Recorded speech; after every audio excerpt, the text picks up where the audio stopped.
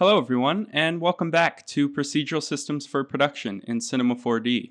In this lesson, we'll be building upon some of the techniques and approaches that we learned from the last lesson and start our design phase, begin developing the design language and the various systems that we can use for our foam, our cushions, and our stitching. We'll start some look development and explore various style frames that can help respond to the brief. And we'll be building upon that design language to start concepting for our first shot. Once we dive into that first shot, some of the techniques we can cover is creating different subsystems and a procedural set of relationships that we can utilize throughout. And we'll begin kind of creating different layered elements by manipulating instances of our base system.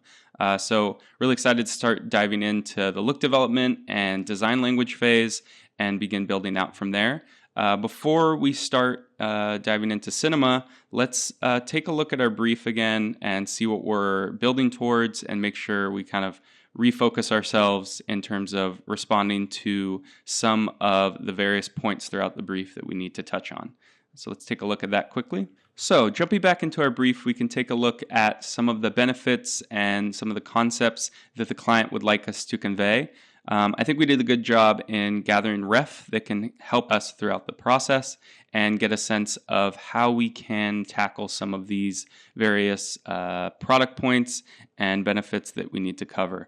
And I think it's a good thing to stay focused throughout the exploration process, but not to be exclusionary in what we come up with and really keeping an open mind throughout, especially early on. And as we kind of move throughout the process, we can begin to funnel that down and refine towards a specific shot or a specific concept that we're looking to convey.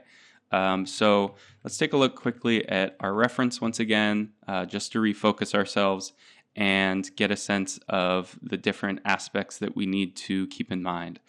So for the feeling, again, just to briefly retouch on some of these, I think there's a lot of aspects of this that feels great. The really getting a sense of how exceptional the support and the cushioning is, and really getting kind of enveloped by this delicate and spring-back foam is something to keep in mind. Specifically for the cushioning, which we'll be diving into now, there's a lot about the reference board that we have here that's working, some of the things that is not, and we can begin to kind of get our own voice and really make this ownable for ourselves as we move forward. But this is a good starting point and a good thing to keep in the back of our heads to kind of stay as our North Star as we move forward. Some of these patterns, again, are working super nice, and we can utilize this as well. I think there's a nice blend here between kind of organic and manufactured, and we can try to invoke as much of this as possible with our style frames and as we begin concepting our shot.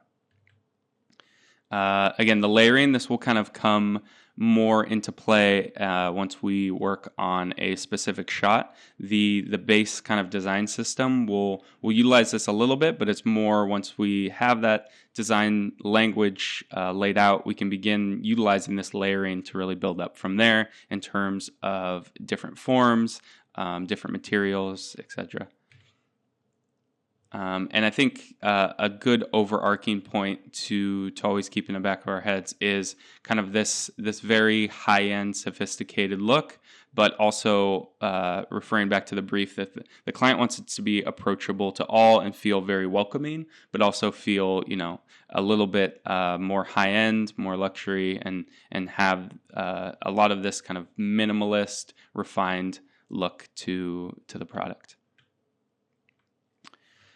So some of the initial sketches that I did, good to revisit now at this point, now that we've kind of touched on some early explorations of approach and some techniques that we can use.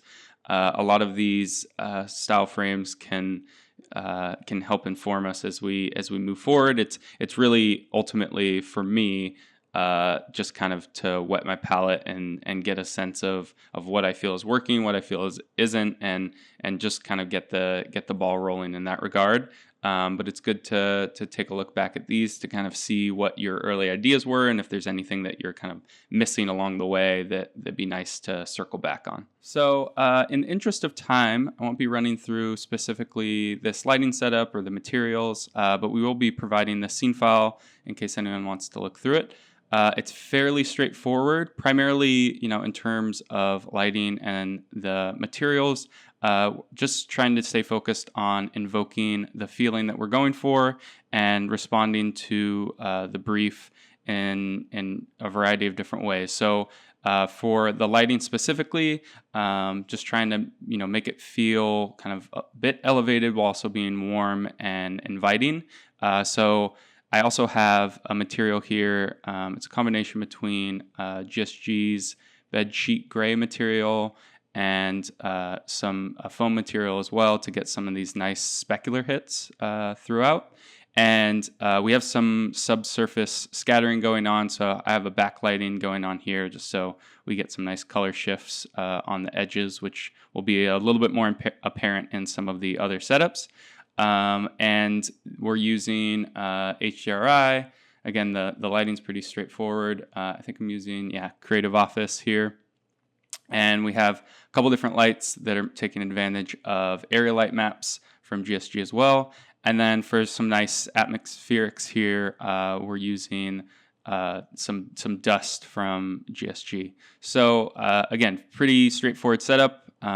Primarily, we're going to talk through kind of doing exploratory, introductory base forms that we can utilize down the line. So let's start taking a look at that now. So diving into the first system that we have here, it's using a lot of the techniques that we learned in the last lesson. So we can just quickly go through this. I have a base plane here, and this is kind of our initial form, and I'm extruding that to get this shape. But one important thing to note here, if I get rid of this octane tag that I have here, you can see we're keeping this really low poly, which will help with pushing as much as we can to the render side and keeping this really lightweight in terms of our rig, especially as we move into our shot. We want to, make this as lightweight as possible and easy to be instanced and iterated upon.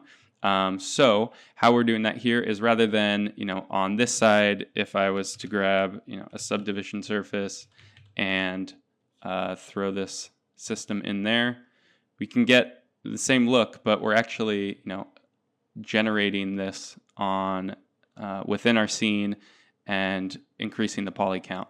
We can circumnavigate that by instead throwing on our render tag of choice here and doing the subdivisions on render side. So again, keeps it really lightweight.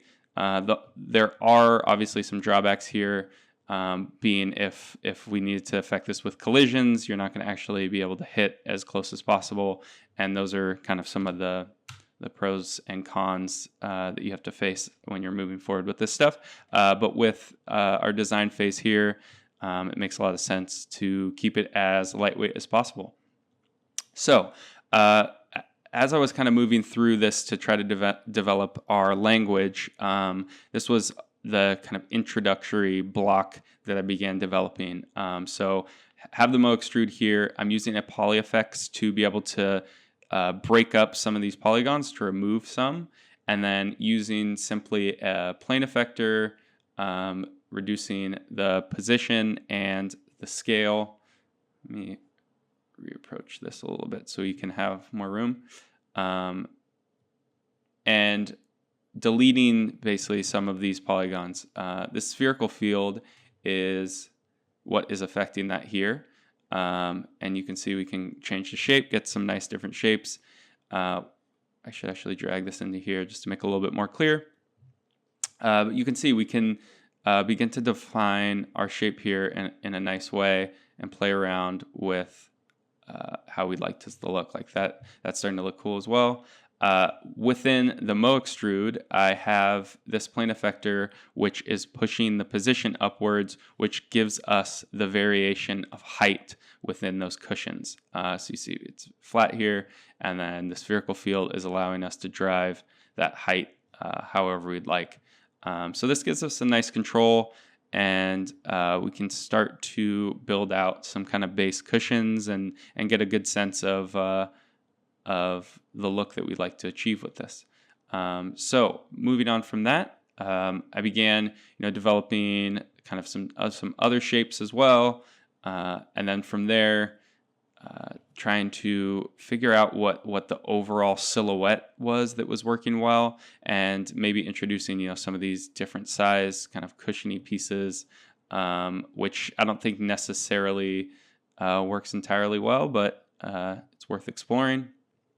And now is when we get this kind of mega structure here. And this is, again, using the base system, but we're just kind of iterating upon that. I keep copying that down to be able to retrace my steps and have a nice lineage of where I started and where I'm going. And with these, it is as simple as basically our extrusion steps here. So if we reduce these down a couple, you can see this is kind of our base form. Again, using these spherical fields, we can scale these up and down to get different shapes. Just playing around with the Mo extrude to get some various forms here. And this, again, just generating our height. So it's the same system, just playing around with the extrusion steps. So we get a multi-layered, because we're extruding up from this plane, we get a multi-layered extrusion. And then from there, the second step of it, actually, if I go back here, we can illustrate this a little bit clearer. You see this base form that we have extruding up twice, and there we are there. And then from there, extruding outwards from those polygons as well. And if we up the step count, we get some pretty cool looking, like interlocking forms could work nicely with this. So that was kind of the base system that I began exploring. And this really depends, on what approach you're trying to use, what techniques, and your obviously your own kind of design sensibilities throughout that. But it is a really important learning process, especially in terms of my own personal process of going through this, whether or not it's fruitful or whether or not this gets moved down into the final concept. It really helps inform things as you move throughout. And I really see this as an exploratory process of gaining an understanding of what our base fundamental forms are that we can then compound upon and iterate upon to arrive at a final look. So this is just as much, internal as it is external. It's for, your own understanding of the project and the direction that it's going in. So I began just kind of playing around with a lot of different uses of this technique to come up with different forms, essentially using the same approach, just extruding in various ways to arrive at our form. One thing that's important to note here is just kind of how you can control these shapes in terms of you're ultimately going to get a very subdivision surface look with this technique. And so you can kind of offset that as much as possible by kind of adding in some additional layering of geometry. So you see if I add a bevel here, maybe we'll change this to proportional. We can control that edge there and how much it is rounded off. So maybe we get a harder form here that is maybe a little bit more indicative of what we're going towards, and really trying to craft this to be ownable and craft this to be your own, and really staying open to the process. This one was kind of, I was trying to get a sense of different forms in terms of having, more cubic shapes, more triangular shapes, maybe more circular shapes, and see which ones would be fruitful. This one is actually super straightforward. Again, just extruding from a cube, and it's just basically iterating upon the previous setup in a more triangular way. Getting a little bit deeper into this, layering additional Mo extrudes to try to get some more unique shapes. Again, this technique, you're going to get a very subdivision surface look. So trying to offset that as much as possible. It's always a good idea to do as many different explorations as you can, and really take the time to explore as much as possible. So then down the line, you can begin weeding things out, and you have a lot to work with, a lot that you can leave on the cutting room floor. Here, beginning to get some more interesting shapes, starting from a plane, extruding out from there, and actually added this little sphere dot right there in the center just to seal that point off, and getting this nice kind of flower structure. But again, this is a bit too rounded for my taste. I wanted something that felt more manufactured, so adding in another Mo extrude with a very small amount of centimeters there to just kind of get a harder edge on this as well. Going back to the cubic form, but then starting to begin to layer up these shapes. So we have this base form. We can take a look quickly at how I'm extruding this, doing one extrusion, second one to get this nice inner circular form and this outer edge. And this really feels like a base block. And so I was exploring throwing this in a cloner, just set to grid array, and cloning that in a cross pattern there. And I think this starting to get fruitful in the sense of how these base blocks can then build up on each other. Getting some more interesting shapes. I don't know if this one particularly is in the right vein, but it's a worthy exploration. With a lot of these things, again, it's tough to get a sense of until you just really spend the time playing around and exploring. This was a nice example of, I was using essentially the same setup from this one, but then got this nice inner divot that really feels more kind of supportive cushion in the vein that we're looking for. Here are some additional explorations of some kind of more blobular forms. What I do like here is how these feel like they're interlocking with each other and really nesting upon one another. And this kind of helped influence down the line as well with this one, of trying to get a really nice sense that these things belong together and are kind of manufactured to be pieces in the same whole.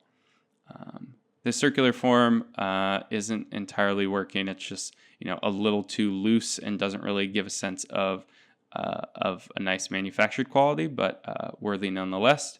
And all these forms are kind of the initial dive into our look development for specifically the cushions. And you can build upon these however you'd like. You can kind of take these and take which ones are working and kind of do an evolutionary process of pulling these out and doing sub executions of these. And that is really where your own personal process comes in, and your own personal taste of kind of weeding these out, especially with procedural forms like this. It is kind of oftentimes the case of generating a lot of different seeds, seeing the output, and sifting through those to find the more fruitful ones, and then you can use those as the input for your next set and kind of begin doing that process over and over. And a lot of times, the more you do that, the more refined it'll become. So for example, I feel like this one's working pretty well, so maybe I drag this one out. We can name this 1B so we know the lineage that it came from here. And if I remove this Mo extrude, we just get this nice inner form, which is coming from, we have this initial cube that we are subdividing. We're Mo extruding from that to get this nice rounded form here. And I'm adding a bevel on the edges to derive at this form. And I can kind of maybe dial this in a little bit to get a nice shape of kind of this inner circle with this housing around the outside. I'll add back in this Mo extrude, some cool kind of flower structure here, but I'm going to reduce the extrude amount down. This is kind of nice, but I think I want to shrink the polygons as they move outward. So we'll dial that down to 0.2 perhaps, and then pump that back up a little bit. Maybe we'll add another bevel here. Whoa, that gets really crazy. We can try changing this to points, and it gets a little bit too faceted for my taste. We can turn it back to edges just to, again, get a little bit of a harder edge on there if we'd like, just to add a bit more of manufactured quality. And this is getting pretty interesting. And it's really this kind of push and pull of playing around with different parameters and seeing if you can arrive at somewhere that feels in the vein that that you'd like. So that's a quick look at developing our system for our cushions. And again, this is, I want to stay kind of top line with this to give a sense of how to approach this, how to iterate upon things, and begin the process for developing our style frames. And taking this time early on to not just dive straight into the final forms or a specific shot, and really lay the groundwork and derive a framework that can be utilized throughout will really set you up for success. So up next, let's take a look at kind of doing the same thing for the threading or the stitching, and then we'll begin concepting our shot and dive into layering specific systems for that.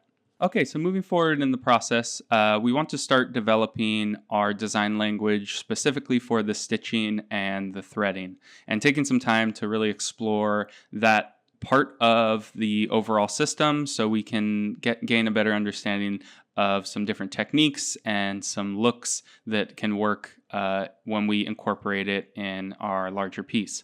So let's fire up our render here again. And this is the same approach that we used in the cushioning in terms of trying to iterate and build upon base setup. So I began with just a kind of fundamental shape and began layering up from there. And we can briefly kind of talk through how this was approached, but again, we'll provide this scene file in case you want to dig in further. I think it's more important to kind of talk through my philosophies when approaching this stuff, and also just the process that I take personally when trying to build out a specific system and design language that can be implemented later in our work. So here, just for example, we are taking a plane. I have a couple segments here and piping that pretty straightforwardly through an atom array. And starting simple and kind of layering things on as we move along. Add some slight displacement just to give some more interesting shape to the plane. And from there, we're utilizing point bevel kind of similarly as we've done in the past. And from there, just layering some of these on. So adding another one to bevel in from the edges, and these subdivisions are allowing us to add some additional thread amounts. And the nice thing about this is, again, it's fully procedural, so we can kind of play around and dial this shape in as we'd like, using pretty much the same material and the same lighting as before to keep it consistent. And that is kind of the first step that I took when trying to explore how we can approach our stitching. From there, started to increase in complexity. So it's essentially the same setup as we used before, just kind of tweaking some of these numbers to be able to allow for greater depth. And you see now that we're increasing this amount, we get some nice, zoom in here, whoops, one. get some really nice, let me actually dial this back one. Nice like overall pattern while also having some intricacy to the inner structures, which definitely helps a lot with the overall look in terms of having a cohesive system that can kind of hold up at a more macro scale while also utilizing these larger forms and having a nice silhouette that can be read quickly. So again, basically the same setup as we used before, just starting to layer on some additional bevels and tweak a lot of these numbers to see what feels good. And you can play around with this as you wish to kind of get whatever look you're specifically going for. From there, took some time to explore further in terms of, if we pull these off here, perhaps, beveling from our points here and making this a little bit wider just to give us some more room to work with. Because with our bevels here, they're going to offset from those points. So the wider that we start with this, the more room we have to kind of grow incrementally as we move forward. And this one's working really nice because you get these pretty cool teardrop shapes while also getting these rounded rectangular forms, and everything feels like it's interwoven or stitched together. And it's a super lightweight setup that's good for just initial look dev. And with a lot of these things, it's about working fast and getting your idea across as quick as possible. And as things kind of ramp forward and maybe they move into production, perhaps you have to offload this from Cinema and use a program more specifically inclined towards some procedural setups. Or if it's just selling through style frames, you can definitely have a quicker approach to your work, utilizing some of these really lightweight techniques for look development. So from here, having this base shape kind of building up from this initial one, you can kind of see our lineage of where we are started at and where we have arrived. From there, starting to layer it up even further, so just increasing our density, but it's essentially the same setup here. Just seeing how, again, it's more of a kind of personal process as well to get a better understanding of how these things will hold up, the different kind of densities, if, perhaps as you move forward, you can kind of get a better understanding of where this technique kind of reaches its limit and isn't necessarily applicable or doesn't hold up incredibly well. And then you can start exploring some different techniques. As I was kind of exploring this, it was working nicely, especially for integrating into our larger system. So I kept down this path specifically, but this is a point where perhaps you branch off to a couple different techniques and not necessarily put all your eggs in one basket, and really diversify as much as possible as you move forward. Here is where it kind of started to get a little bit more interesting, combining a bunch of these different patterns. So having this base mesh, which again is pretty much the same system. I think when developing a design language, it's important to try to iterate upon it, but not break the fundamentals. So you want to keep moving forward down the same avenue and kind of branching out as you go, but not moving entirely into a different path, unless that is going to be another technique that perhaps becomes a different system. But if we're trying to develop our design language, this is getting a sense of maybe perhaps our letters, and then from there you can build words and then hopefully build sentences. So making sure that everything kind of fits within our language, and if things diverge too much, making sure to prune those out or dial things back to make it feel as cohesive as possible. Again, having this kind of base mesh here, which is feeling nice. Using essentially the same technique, displacing it slightly.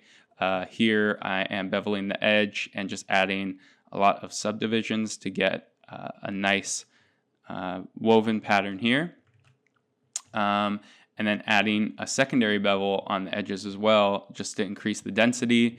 And this is where we get this really nice outer rounded edge with this inner grid. And this is really a kind of trial and error process. You got to take the time to play around, have fun, and see what works. So taking that base form and starting to layer on perhaps some larger beads. With this, I was thinking it'd be nice to break up the woven structure with some bigger kind of gridded beads that feel like they're set inside the system. So started to take essentially the same pattern that we were using in 3 and 4 and setting that back on top of the surface, which again, trying to keep these things consistent. So this bead pattern here on top is using essentially the same bevel distance, so we get these nicely interlocked inside, and it all feels like it's living together in a nice way. Let me pull this back here a little bit so we can take a look. And yeah, I think that this is feeling like perhaps a bit too coarse for specifically what we're looking for, but this is a kind of fruitful exploration and is why we take the time to invest in this part of the process. So from there, started to expand that out even further. So taking essentially this three different patterns that we're layering on top and throwing that into a cloner to get a larger base grid. So you can kind of see how we're building up here. Started with a very straightforward form and figured out that was working, and just continued to build upon what was working and what wasn't. Obviously, I kind of culled these for some of the explorations that weren't as successful, and that is definitely part of your own process that you'll have to take throughout of kind of weeding things out and using your eye and your design sense to make a judgment on what you feel is ultimately working and what isn't. So here, starting with this initial form, this one started working pretty well. So we used that essentially the same structure and added some more complexity. From there, taking that pattern form and starting to layer on multiples just to get a more unique and more interesting look, and starting to get this a more nicely interwoven stitching. And then now that we have that structure, perhaps this is, for example, the kind of building the words into sentences. Now we can start building a larger sectional grid with this, and getting, once this resolves a little bit, we can start to take a look. Getting some nice relation between the two grids in terms of these two kind of wing-shaped panels that butt up against each other. And again, keeping in mind the overall silhouette. So what I really like about these forms is the kind of negative space in here as well. So we get this really pretty flower shape in the center, and some of these beads kind of breaking that up as well. And the relation of these forms together really feel like one cohesive piece, because we're utilizing essentially the same grid system throughout all the interlocking pieces, which is an easy way to make everything kind of fit like that, or feel like they fit together in an interesting way. From there, I just started to build out some other explorations. So with this one, started to take some of the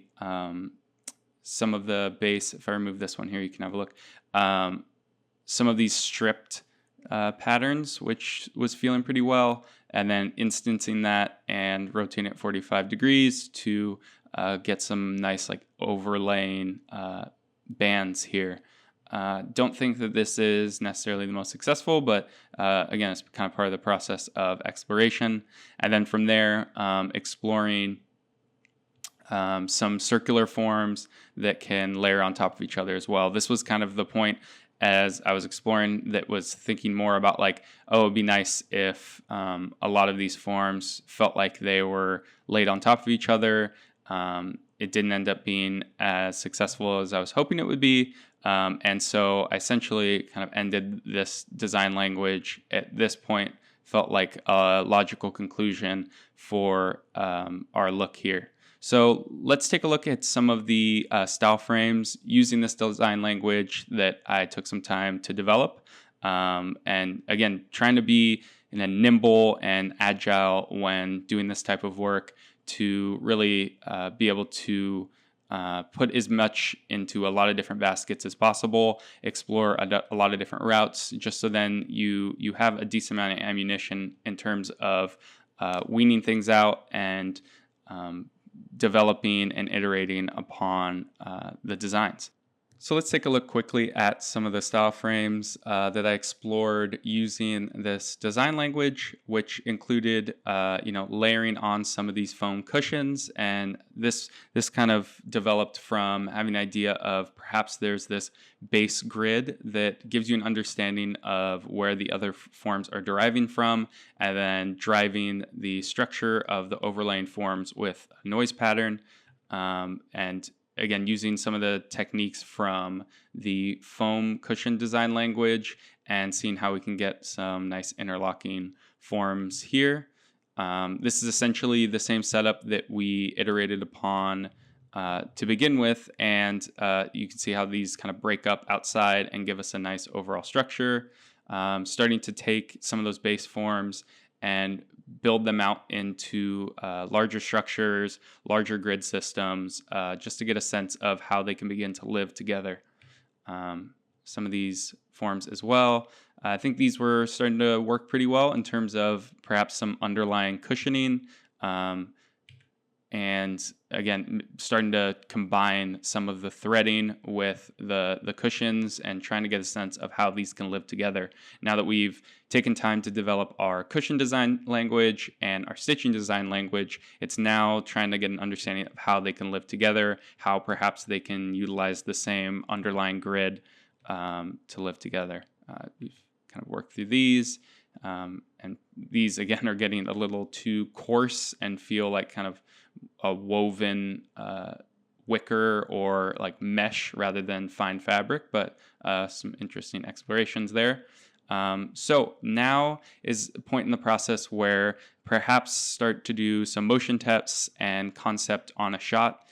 Going back to the initial brief here, I started to have the idea of perhaps showing the underlying comfort and the support of the product by having it house a very fragile object within the center. So having this center form that is perhaps made up of glass or a thin bubble that can easily be popped, but the grid system of the cushions is actually being responsive. So now that we have our underlying design system, did some early explorations of our cushions and our threading, perhaps this is the point where we begin doing some motion tests or some early concept shots on how we want to represent the product and what we feel is the most effective way of distilling down the benefits and the concepts that the client is looking to convey.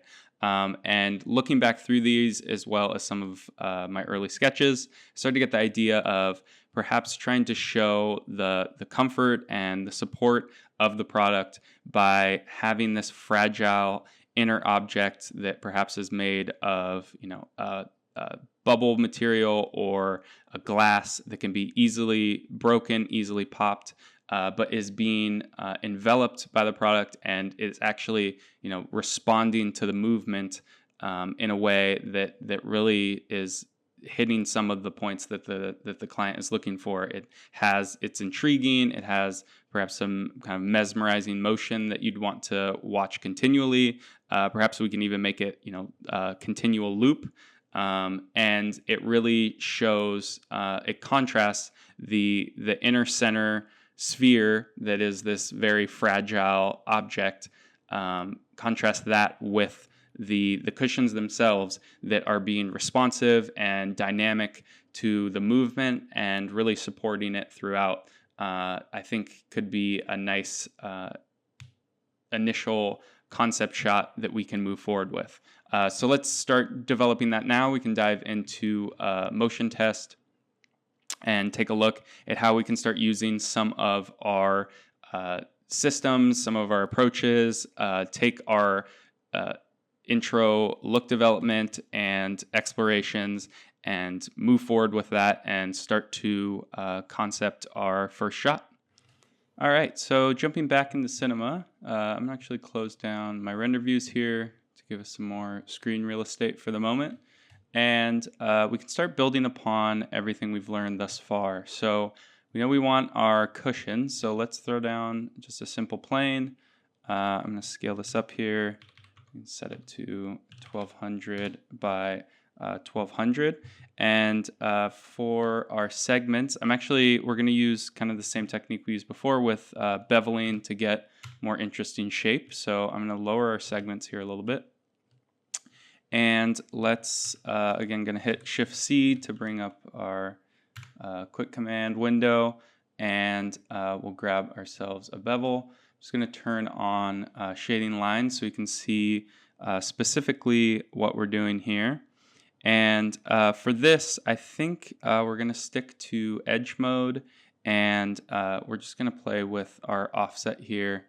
I want to get a nice, I think that's actually pretty good right here, 12. I want to get a nice distribution in terms of having these inner squares that are pretty uniform, these outer squares, and then these like alleyways in between. So I want...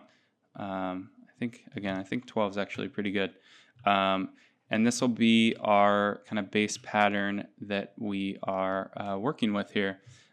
So from there, we want to start making our housing for the inner fragile object.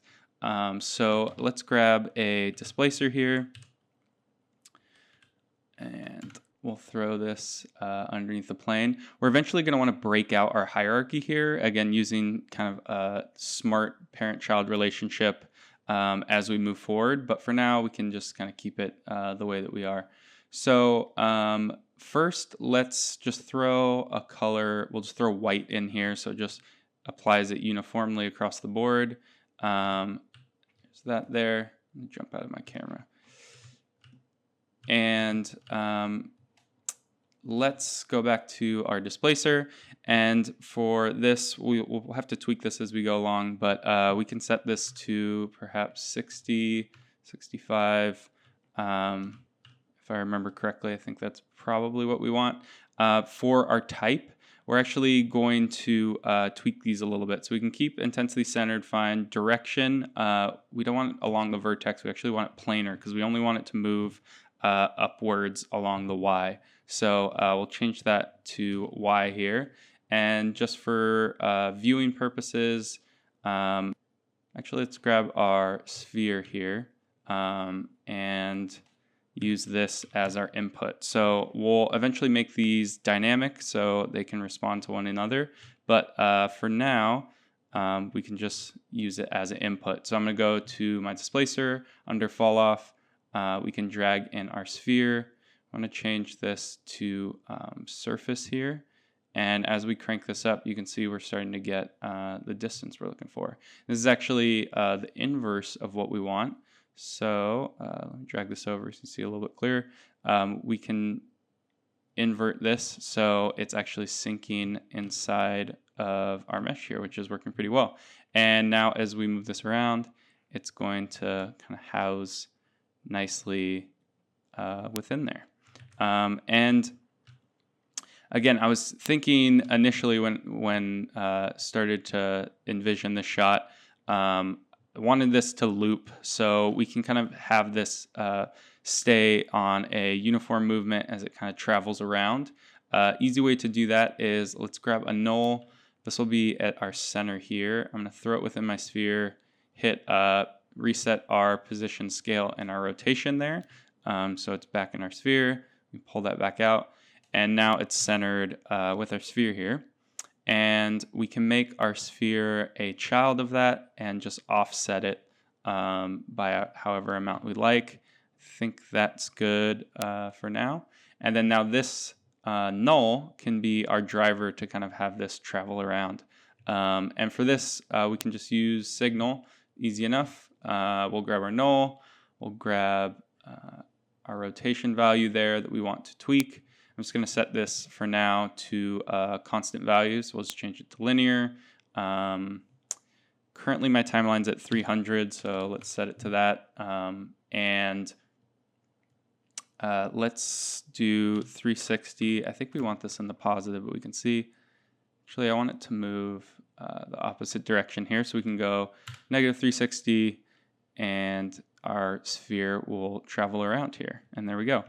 We can start to introduce some positive and negative y values, so it kind of moves up and down and gives a more unique movement. But for now, this works pretty well.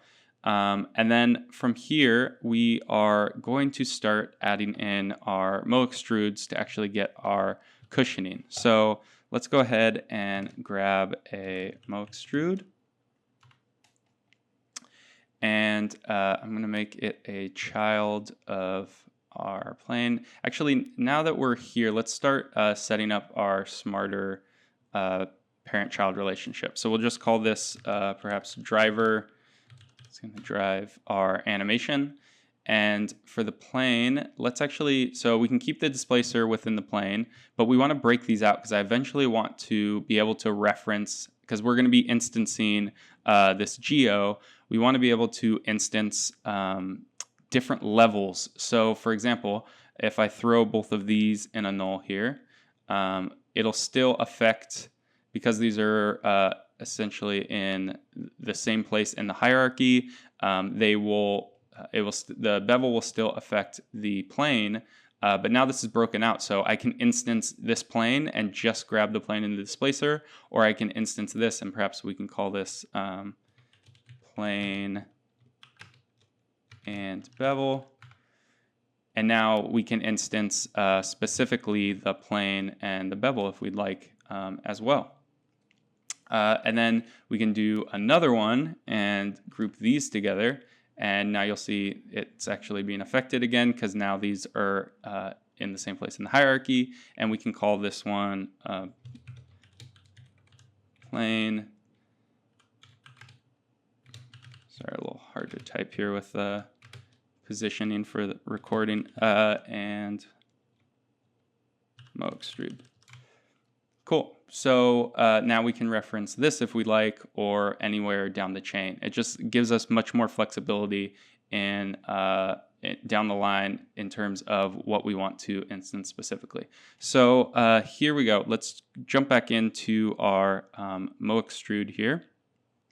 And for the Mo extrude, I'm going to tweak this transform value. First off, this defaults towards 4 extrusion steps. I only want 1 is what I'm looking for here.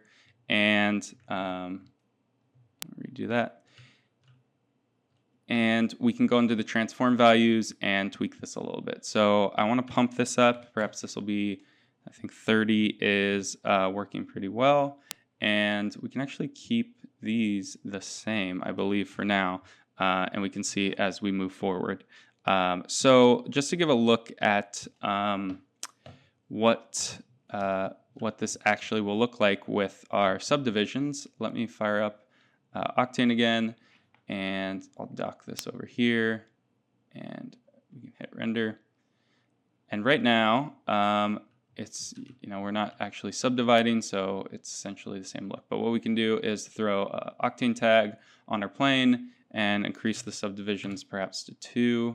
And now we can get a look at our cushioning. But right now this is way too blobular, very subdivision look, and we want to give it more definition. So we can either add a bevel just to give another edge, just to harden it up a little bit, or we could grab another Mo extrude if we want, and perhaps with this one we lower down the extrusion steps, so it's just essentially shrinking slightly down on the edge. It's giving us pretty close to the same effect we get with a bevel, but kind of playing around. This is looking pretty good for what we want. So There we are. And now if we start to press play, you can see we got, so this kind of updates as we move along. You can see, let me actually pause this just a little quicker. See, we get our kind of base function form.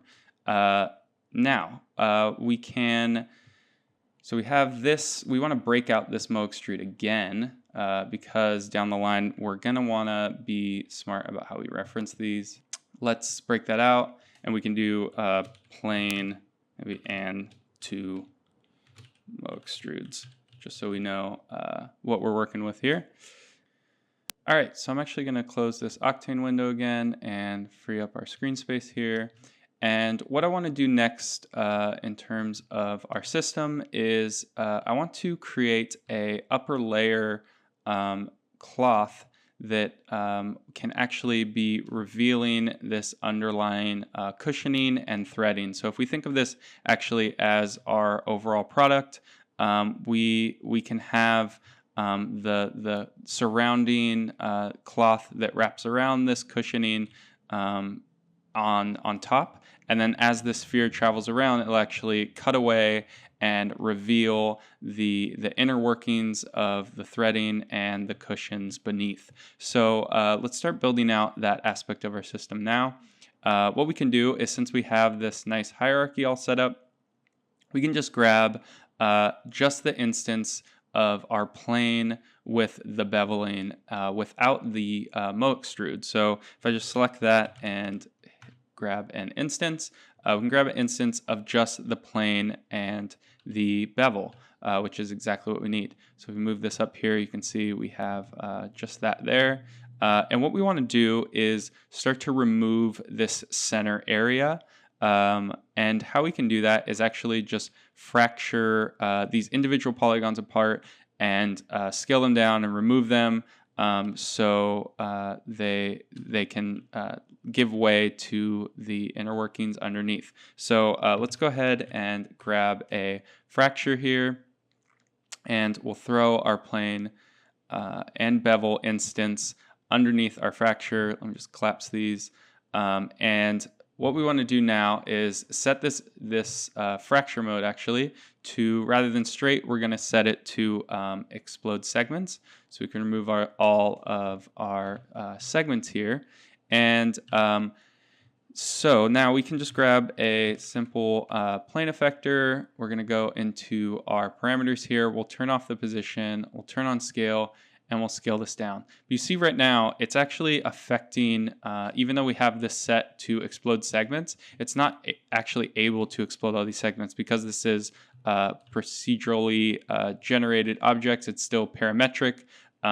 It's not actually able to fracture apart these polygons. So a good technique to kind of circumnavigate this is what we can do is actually just move this down.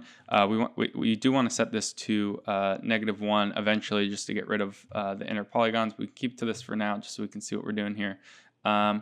And we can utilize a polyFX. So if we grab polyFX, this will essentially just break apart the polygons in a way that we need. So we can make that a child of our plane and bevel instance. And while selecting this polyFX, we can grab another plane effector here.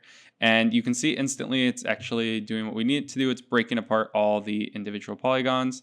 I'm going to turn off position, and for scale, I actually don't want this, personally to scale down the polygons. I'm going to do that with the fracture. I just need this to just break up all the individual polygons how I need them. So what we can do is we can just scale them up a little bit actually. And if I remove this fracture plane effector that's affecting the scale, we can see what we're doing here. And let's actually name these while we're at it. So this one we'll name polyFX just to keep this nice and clear. And this one we will name fracture. So now that we have those, we can start to break this apart in a way that we need. So I'll just set this maybe to 0.05 just to scale it up a little bit. And then if we enable our fracture again, you'll see that we're able to now individually affect each polygon, which is perfect. So if I set this to -1, it's going to get rid of them all. And for our fall off, we can use our trusty driver again. So let's drag our driver into our fall off. We'll go to layer, set this to surface again, and we can tweak this radius. And you can see it's referencing the driver, so we can have all the different aspects of our system as we keep layering them on, all referencing the same piece of geo in the center as it travels along, and it's just responsive to that. I do want this outer edge to have a bit of a stronger offset here, so we can tweak this, and then I'll actually shrink this back down. So perhaps that's kind of our distance here. We can change these as we move along. That's a good thing about building out this system in this way, that it's really responsive to changes and feedback down the line. So we'll go back into our remapping. I want to change the color to black because we're actually going to use this as well. So for example, if I change this remapping amount to just a hard edge, which is essentially what we want, because we want it to just remove that edge there, you'll see that we get this popping in and out of the polygons because there's no fall off, so it's just all or nothing there. And if you would say, well, we can tweak this amount and we can just make this a little bit softer, and then it's not as drastic as it moves along. But I actually don't want these to scale down as they travel along, because it's going to draw your eye away from this center sphere. I think when doing different tests and really taking into consideration your composition and the overall motion, it's important to be cognizant of where you're kind of leading the viewer's eye throughout. So having these outer upper layer cloth polygons scaling down is really going to just end up drawing your eye away from what we want to lead the eye towards is the center there. So I don't want to have these kind of scale down, because it's going to get very busy, and it's going to just end up distracting the viewer from where I want them to focus. So we do want to have that hard edge, but one thing that's going to be a problem with that is as we press play with the sphere, you'll see that we get this popping that just, again, is going to draw your eye away. It's going to be very distracting for the viewer. And so we need a kind of softer edge there. And what we can do is just use the color to drive our opacity in our shader. So this just slowly and nicely kind of disappears along the edge, and you get a really nice overlay of cloth, and like there's this kind of X-ray seen through, revealing what's underneath, and it's not distracting you from all the action. So we'll keep this one as a hard edge there, and this will actually just be, we'll rename this fracture delete center perhaps. So this is just going to be to delete our center. We'll select our fracture again, and we want to add another plane effector to drive our color. So let's turn off the position there, and we want to drag back in our sphere here. So we're going to drag in our sphere. Change this again. We'll change the surface, and we'll drag this up. And now you see we're using this one to drive the color, which is working. We need to change the color remap to black again, and we'll change the remapping. I want like maybe 1 or 2 or 3 rows of polygons to be affected, just so you have nicely dialed in edge there in terms of the opacity change. So we can kind of tweak this to get where we need. Once this is completely black, it won't be visible. And I think that's pretty good. Again, we can kind of tweak this as we move along, but this will be our color driver. Let's drag this plane effector down, and let's group all this. I'm hitting Alt-G to create a group, and we'll call it upper cloth. And there we go. We got our upper cloth. We're driving the color. And just to demonstrate this, let's just grab a Octane material. We'll throw this on our fracture here. Let's boot up our live viewer. Hit render, and we just need to pump this into our opacity. So right at the very bottom here is MoGraph color shader node. So we'll grab that and just scale this back down. We got very limited real estate with this recording. And we just want to, easy enough, put that into our opacity. And now you see we get this pretty nice fall off. So as this sphere travels around, it has a radius around it in which it reveals the underlying cushion, which is cool. And let's perhaps dial this in. So I also want to rename this. We'll call it fracture color driver. Oh, spelled color wrong. There we go. And let's tweak this a little bit. We can close down our node editor. Don't need that. And we'll dial this back a little bit. And we also need to dial back our fracture center, or delete center rather. So that's looking pretty good. Perhaps I tweak this remap just so we get a little bit more of a fall off. And now, yeah, we start to reveal underneath. One thing I do want to add is some definition to this plane. So we can actually just essentially, because we're referencing the same beveled plane here, we can add some Moog extrudes to this. So let's go ahead and grab trusty Moog extrude, and we can throw this in here. Actually want to, so let's again remove. It's gonna have to pause our render real quick just to be safe. And turn this off.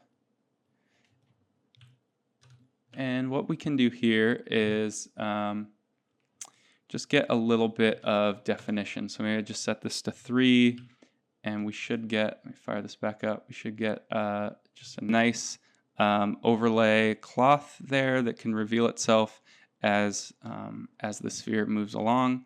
And again, this is a nice kind of starting to build out our base layering of our different systems. And we can kind of tweak these as they respond to each other and as we move along and kind of iterate upon the shot and dial these things in even further. So the next thing I want to quickly go over is getting our sphere and our underlying cushioning dynamic with each other. So let me pause this render, undock it, and we'll remove that there. And what we want to do is let's actually disable all of these because we don't need to worry about that for now. It's a nice thing about having these all broken out separately is we can just kind of work specifically with what we need to look at the time, not have to worry about anything else. You can build, a simple espresso setup for UI at the top to kind of enable and disable these as you need them, but for now this will kind of do what we need it to. And I'm going to quickly go over just some things to be mindful of when building out the dynamic setup for creating our inner sphere. But in the interest of time, I'm going to kind of do the cooking show technique of we're going to jump ahead to something that is pre-baked just to take a look at how it can come together, because with this types of dynamics, it's very a lot of trial and error and really taking the time to tweak the different parameters to get it to respond exactly how you need it. So just to kind of save us in that regard, we'll jump forward a little bit, but just kind of base techniques here to cover. We want to get our plane kind of reactive with our plane reactive with our inner object here. So what we can do is we'll jump into the plane, and we'll add in a collider object. And essentially, all we need to really tweak here at the moment is to get this to be responsive to the fact that this is a dynamically changing mesh. So we want to change this shape from automatic to moving mesh. And that is essentially all we need in that regard for now. For our driver, we're going to want to make this a soft body. So if I enable soft body, one thing we want to quickly do is right now we don't have a uniform mesh in terms of our polygons. So we want to change this to icosahedron, and we can perhaps even drop down these segments for now. We can always subdivide moving forward and get a nice rounded mesh that way, but just to kind of lower our calculation times, that'll help a lot. One other thing that will be very beneficial in that regard is this here with self-collisions. Right now with self-collisions checked on, it's going to actually try to calculate for each polygon whether or not they're colliding with each other. And we don't actually need it to waste that time calculating. It's not going to be a factor here. So if we turn off self collisions, it won't actually take the time to calculate the collisions of itself for each individual polygon. It'll just focus on the other objects there. So we'll turn that off. And one thing we initially know we need to do is this sphere needs to come down and kind of rest in here initially, right? Like it needs to start up here and kind of push down in so that it can get nice and comfy inside of our cushioning here. So what we can do is just add another signal tag and start to animate our Y value here. So we can drag in our Y, change this curve here. And for our start position, we can just raise it up. And for the time, I'm actually just going to do half a second. So we'll do 12 frames, working at 24 frames a second for this. And now it'll come down and kind of rest inside the cushions. You'll see it's just bouncing off right now because it's no longer responsive to our animation parameters. It's just purely dynamic.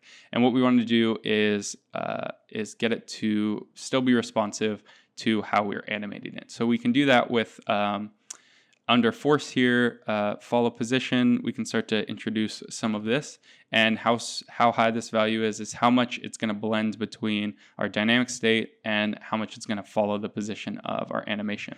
I know we definitely want to start building out some other aspects of the system, and with that, it's often the case of just disabling the dynamics for now, just so we can see how this is working overall, and be able to tweak this without having to worry about the calculation times. And then as all the different aspects of the system are set up, we can go back and kind of tweak the dynamics as we need. So it really is kind of being selective and tactical about which aspects of the system really need the most focus at the time, and reintroducing those as you go.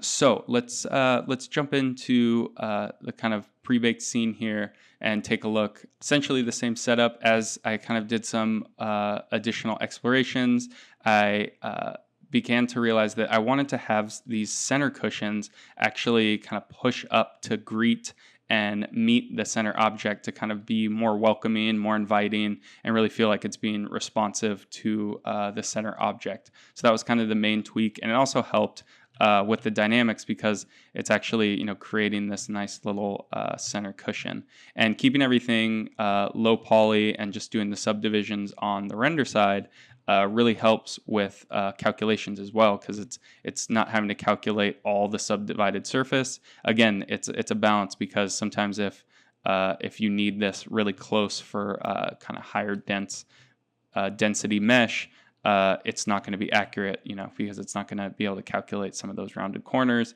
and that'll be noticeable. But for this setup and just for this kind of motion test, to walk us through some different approaches and techniques and kind of overall process.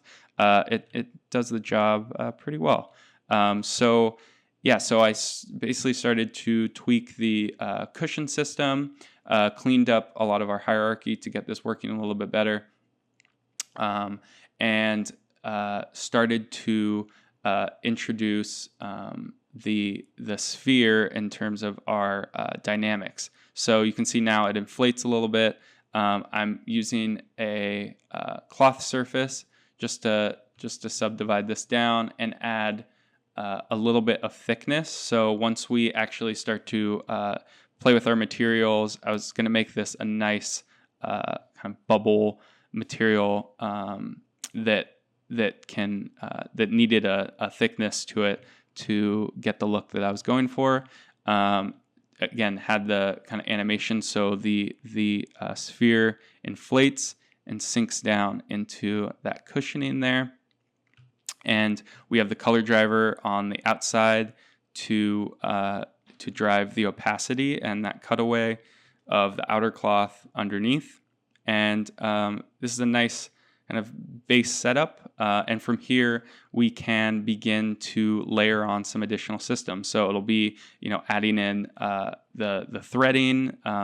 And also I knew that I wanted to add some additional detail to the cushioning, and having, if we remember back to our mood board and our different reference boards, that layering of materials. And I wanted to have some inner padding that layers on to the cushions, and can actually be derived again from the same setup, and just kind of reform these polygons, shrink them down so we can get layered padding, add in some additional threading, and take a look at working on our materials and getting this motion test moving along here. So that'll be it for this lesson. I'm looking forward to the next lesson, and thanks so much for joining. Take care.